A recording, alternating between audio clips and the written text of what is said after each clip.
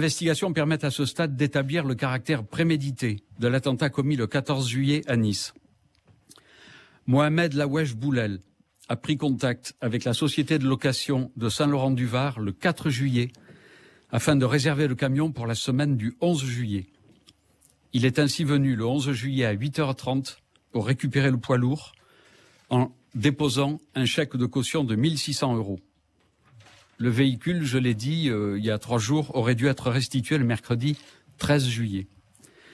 Plusieurs photographies extraites du téléphone portable du terroriste indiquent que ce dernier s'est rendu à plusieurs reprises sur la promenade des Anglais, ces déplacements pouvant correspondre à des repérages préalables de son forfait. En effet, un cliché de la promenade des Anglais en date du 12 juillet a été pris depuis la place conducteur du camion. Plusieurs selfies de l'auteur ont été pris le 14 juillet sur la promenade des Anglais, l'un à 13h43 devant la plage, un second à 16h02 devant un camion remorquant un char d'assaut, un troisième à 16h42 sur la promenade des Anglais et enfin un quatrième à 19h25 devant une allée piétonne.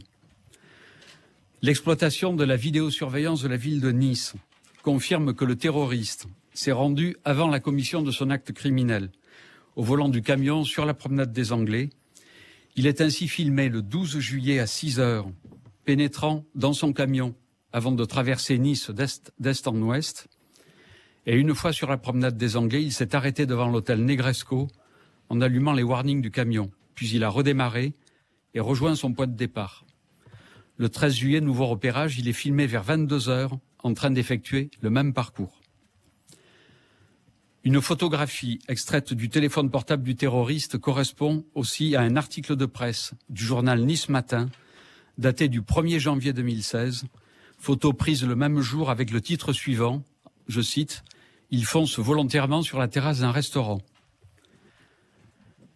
Par ailleurs, l'exploitation d'un ordinateur trouvé à son domicile indique que plusieurs recherches Internet ont été effectuées depuis le 1er juillet 2016 concernant d'abord les festivités organisées sur la promenade des Anglais et sur les feux d'artifice à Nice, concernant des vidéos d'accidents mortels de véhicules avec la recherche, je cite, « horrible accident mortel »,« terrible accident mortel » ou encore « vidéo choc, âme sensible s'abstenir », concernant la location de camions poids lourds, concernant enfin une adresse à Nice correspondant à l'adresse d'une armurerie. Il ressort par ailleurs des investigations que Mohamed Lawesh Boulel semblait avoir besoin d'argent les jours précédant les faits.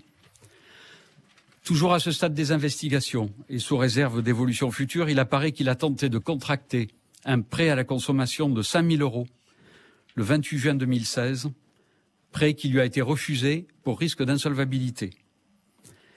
Il a également tenté de retirer 1 000 € le 14 juillet 2016 à un distributeur automatique de billets, mais n'a pu en retirer que la somme de 550 €. Il a également vendu son véhicule le 13 juillet 2016, donc la veille des faits, mais avait aussi la veille loué un autre véhicule. L'ensemble de ces éléments conduit donc à analyser les faits comme un attentat pensé et préparé, au moins dans les jours précédant le passage à l'acte.